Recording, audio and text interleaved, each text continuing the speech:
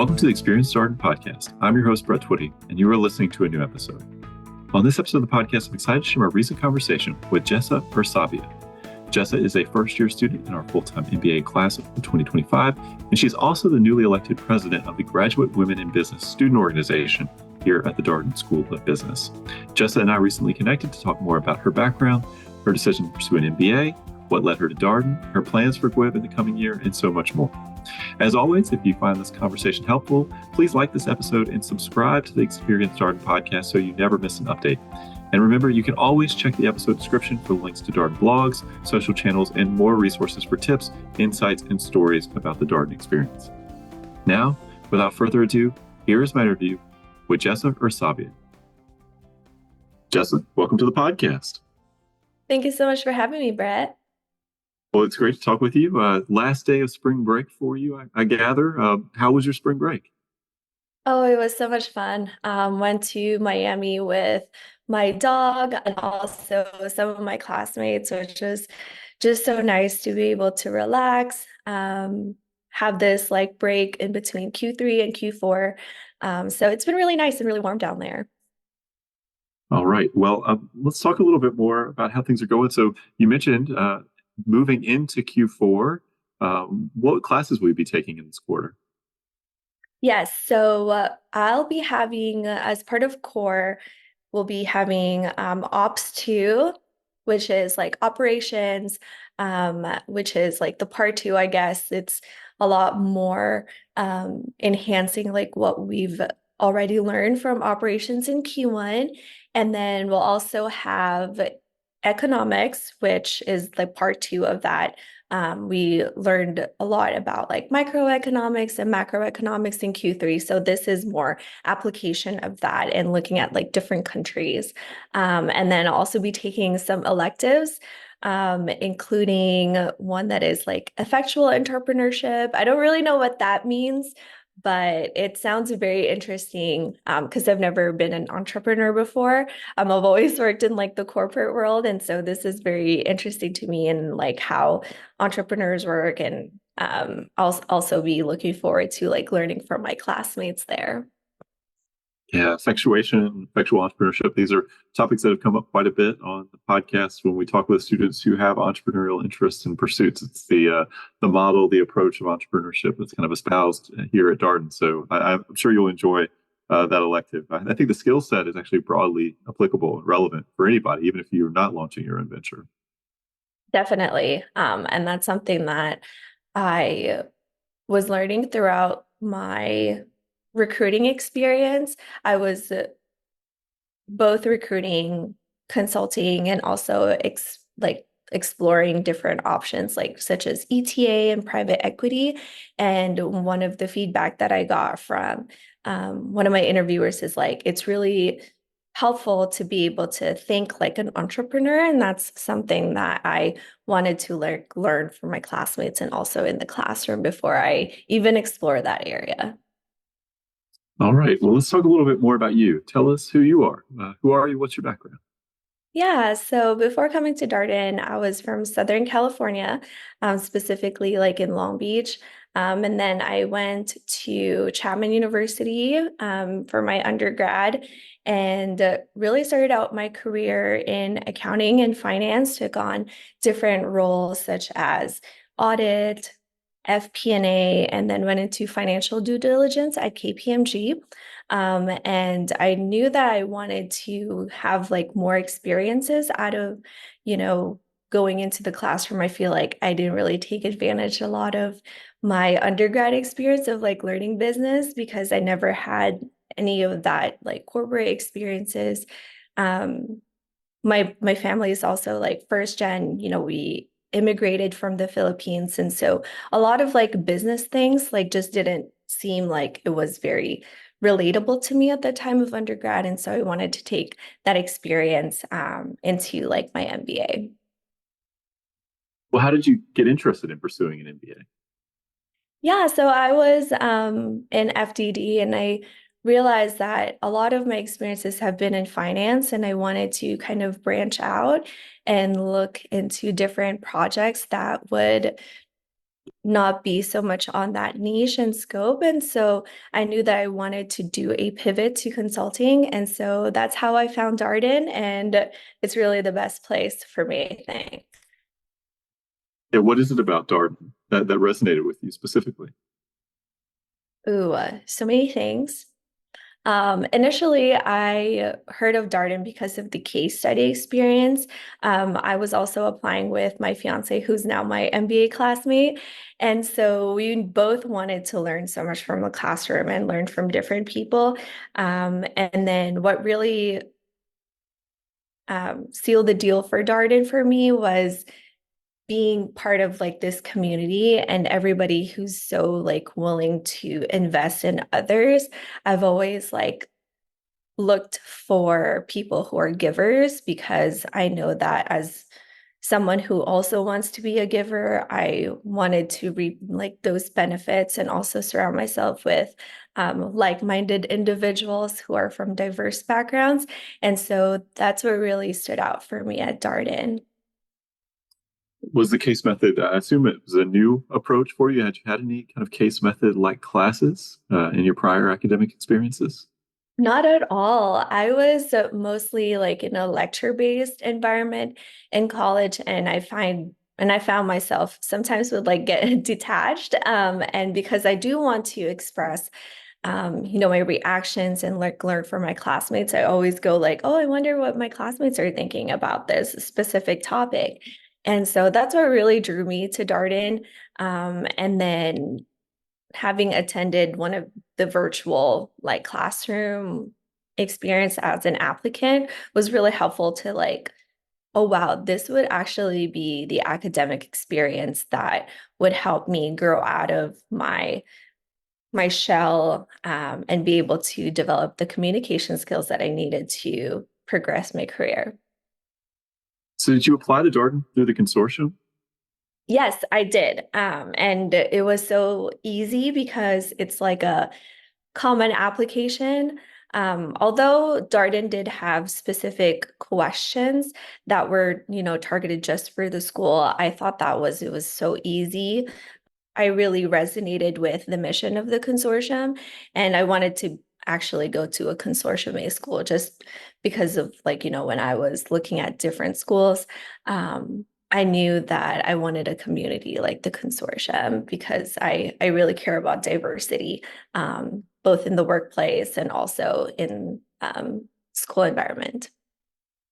Yeah, I appreciate your note. I mean, the consortium process, it does sort of give you a more streamlined application experience. You mentioned that the mission of the consortium really registered with you, Jessa. What was it about the mission? Yeah, so I was from Long Beach, and I remember when I first immigrated from the Philippines, it was such a culture shock for me because in the Philippines, everyone's like Filipino, everyone had like the same background and culture. And so going to Long Beach in like a high school that's very diverse, um, that's really where I learned the value of diversity because it really opened me up to different experiences.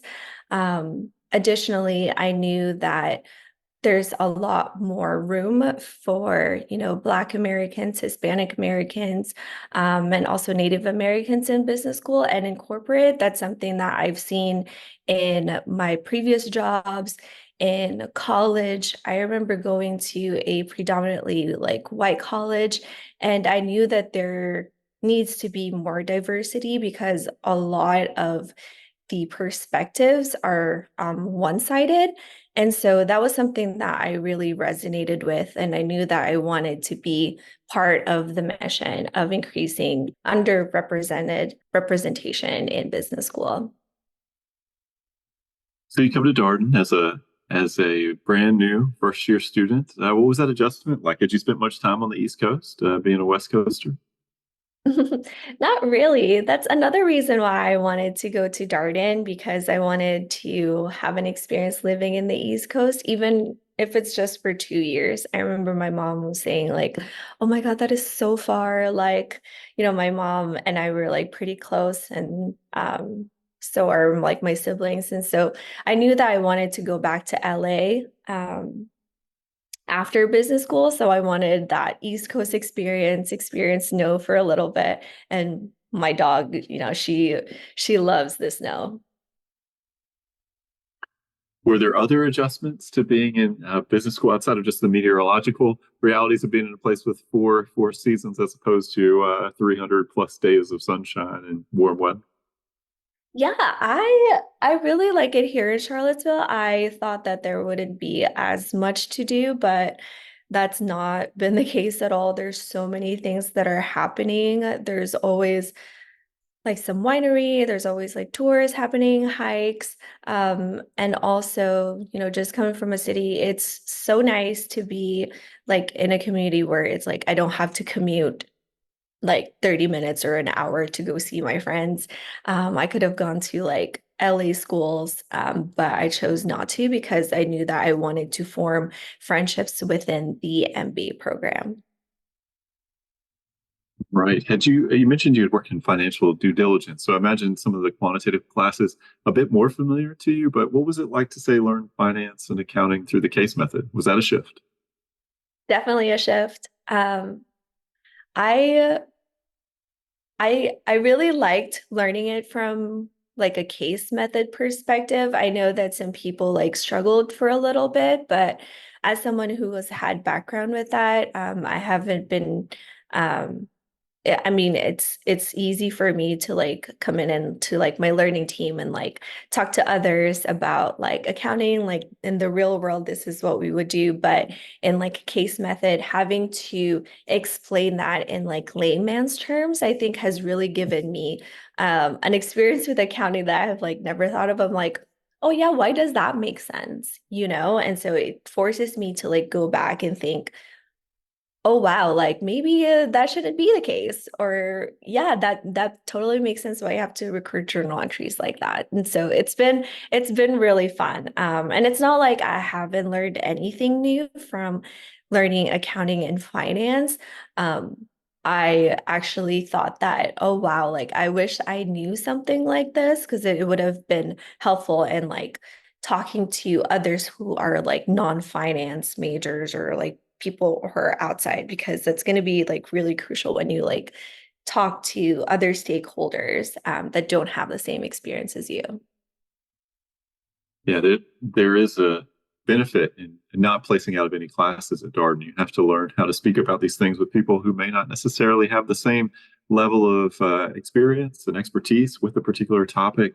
You have to be able to explain it, maybe even teach it to some of your classmates as they go through it, and which is a way for you to test just how well do you understand this particular concept, these particular ideas. So there's a benefit to it. I know your first year is still playing out, but do you have a favorite class that you've taken thus far through the first three quarters? Oh, so many classes that I really enjoyed. I really liked my marketing class in Q1. I think I didn't realize that I have like creative ways to think about marketing because I've always thought myself as like kind of a finance or accounting person. So that has been so fun to learn about, your customers, and how you would price something. That has been so fun for me. And then last quarter, I was also able to take storytelling with data with Anthony Paloma. And he's such a good professor. He's so positive and always so encouraging. As someone who like don't think that I'm a data visualization person, he's definitely made it so fun. And also like just learning PowerPoint and like Tableau in like 30 minutes. Sometimes he'll just like, okay, exercise, like just finish like a deck. And that has been like so fun and challenging at the same time. I know that class is really, really popular, and he brings such energy to. I think we've had him on the podcast. He's done an office hours session for us. He's clearly passionate about telling stories with data, the presentation aspect of it. Obviously, he knows a ton about media as well. That's a real area of interest, TV and all these kinds of things. How did you pick that class as an elective you wanted to take? Yeah, so I knew that I didn't have as much experience like presenting like PowerPoint decks that are not finance. And so that's something that I wanted to learn and be able to apply to my internship. So that was always like on my radar. Plus, I took Anthony in Q2 for my LC leading or leadership communications. And he helped me even with like consulting recruitment, like um, through helping me with interviews. And so I've always looked to him as someone that I wanted to learn from.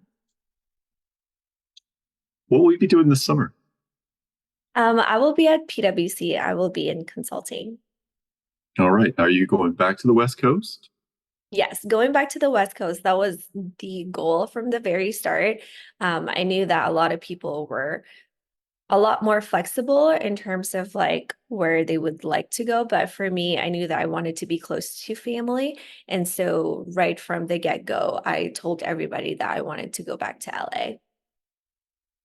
All right. Well, that sounds like a nice summer. I'm sure your family will be happy to have you back closer to home. Oh yes, like we've already planned like for 4th of July, we're gonna go to Tulum. And so my mom is really excited both to go on vacation and also spend time with my dog, really. All right. Well, let's talk a little bit more about clubs and organizations. So you are the incoming Graduate Women in Business Organization president. Congratulations. We've had past presidents on the podcast, pretty regular tradition here to feature the new president. So what attracted you to this role? Yeah, so I knew that I wanted to go out of my comfort zone and do something that I wouldn't be able to do, when I go back to uh, the corporate world. And that's something that is like GWIB. And also, I knew that I really resonated with the GWIB mission. Like I told you, like I really care about like diversity and also including women. Both in like business school and also enhancing the experience of women at Darden. And so I wanted to give back. And there's no better way for me to do that than be leading GWIB for next year. What has this organization meant to you as you've navigated your first year of your MBA program? Yeah, so I always think about the second years who really helped me in my first year.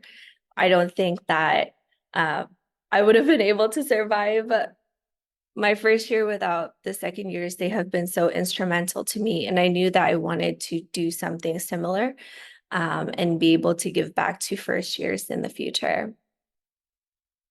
So do you have a vision, a platform, something you would like to accomplish as GWIB president, or is that still being sorted out? It's still being sorted out, but I do have some ideas, more to come, especially those that are coming to Darden next year. Definitely more to come. Well, I wonder what you're looking forward to in the months ahead. Obviously, you've got quarter four, you've got your internship upcoming, but as you round the corner and look into the second year, I wonder, what are you excited about, Jessa? Ooh, so many things to be excited about. There's so many unique experiences at Darden. We have Women in Business Week, which is coming up in April. And we're going to have so much programming through GWIB. With that, there's going to be a pottery class, there's professional development. We're going to have some speakers. And I just can't wait to reconnect with the second years and the first years, really. Um, Experience the end of Q4 and celebrate the year, really. Are there any standing events that GWIB traditionally does that you're really looking forward to leading or help bring together? I know there's the GWIB conference. They do other programming throughout the year. Anything like that you're looking forward to? Ooh, so we would have the capstone reception at the end of the year, which is in May. Um, from what I heard, it's kind of like a prom, but just for girls or for women. And so I really look forward to reconnecting with like everyone. In terms of other events that GWIB usually puts on, we do plan on continuing the GWIB conference for next year, help our first years to recruit, introduce them to different employers. That's always one of the key events for GWIB in the Q in the in Q1 and Q2. And then we also always have like community development events. There's wine Wednesdays, there's movie nights and GWIB brunch mixers. There's always something happening with GWIB. And so that's why I'm so excited to be serving, because this is going to be a really good experience for me, and also to learn more about other or get to know other women at Darden. Well, I know you're engaged with the consortium, that you're also obviously leading WIB. Are there any clubs or organizations that are on your radar that you'd like to get more involved with as you go forward into your second year? Yes, so there's always so many clubs. I've really enjoyed Wine and Cuisine Club. It's one of the most popular clubs. I think that there's going to be a wine buzz happening in April. So that's been really, I'm really looking forward to attending that. Hopefully I get in. And then there's a kombucha class that I actually attended. I think that was maybe a month ago, and that was led by Alex Hickey. She gave me my very first SCOBY, and so I look forward to carrying on that tradition of having a kombucha class. I heard that she got her SCOBY from my consortium mentor's mentor. And so it's just a tradition that I hope to be able to pass along like my second year and forward. That's really interesting. That sort of that change from one person to the next person. I wonder how long y'all can keep that going. How many Darden students would have passed along the same SCOBY? That's interesting to think about.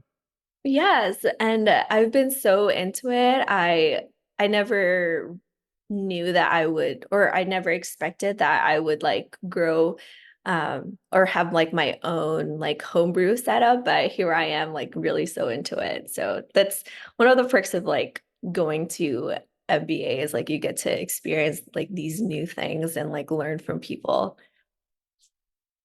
Well, Jessa, I wonder, do you have any advice for our prospective student listeners? Something that you would encourage them to think about as they go forward on their own MBA journeys? Yes, and to that note, I really encourage our prospective students to be open-minded to new experiences and maybe get out of their comfort zones. I certainly did, and I met so many people that otherwise wouldn't have known. When I attended like a wine tasting or wine education with Luke Heisinger, I think is his name, who's the wine connoisseur. I met one of like my friends that I went to like Miami with. And so just being open to new experiences and getting out of your comfort zone, whether that's like club leadership or going up to somebody, I think it's one of the things that I really encourage people to do, because you just won't know what would happen if you don't. Yeah, I think there's so much to that idea of sort of stretching yourself. And if not in business school, then when else will you have this opportunity to do it in an environment where it's really a safe space, where you have a lot of people who are doing similar things, trying to get outside their comfort zones. It's an opportunity to try new things, experiment a little bit. So I really appreciate that advice. You mentioned that you've obviously taken on the student leadership role. Is that something that you had done in undergrad, or was that just something that's very new for you here in graduate school? So I did. I started a business fraternity when I was in undergrad, and that was a very different experience. You know, a lot of it is kind of being an entrepreneur now that I think about it. But not to this level. Like GWIB, we obviously like serve very like a lot of people at Darden. I think there's 150 women at Darden currently. And so to this magnitude of putting on events like essentially every couple of weeks or so, definitely is something that I've never done before and is out of my comfort zone, and I'm very excited for it. All right. Well, Jessa, thank you so much for your time today. It's been great talking with you. Good luck in your new role as president of WIB. I look forward to hearing more about the organization and what you get up to in the coming year. And best of luck with your internship this summer. You got a lot of things to look forward to here. Thank you so much, for having me. And that was my interview with Jessa Ursabia, a first-year student in our full-time MBA class of 2025. As always, if you have any comments, suggestions, requests, anything you'd like for us to cover here on the podcast, we're all ears. We can be reached at Darden, that's Darden, @virginia.edu. Until next time, stay safe, be well, and thanks for listening.